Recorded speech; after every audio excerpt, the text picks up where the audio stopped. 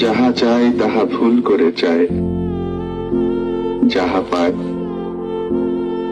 তাহা চাই না। তেমন বেশি কিছু চাইনি, আর যা চেয়েছি তা পাবার যোগ্যতা যে আমার ছিল না তাও নয়। কিন্তু মঞ্জু, এমন এক নক্ষত্রে আমি জন্মেছি যার প্রভাবে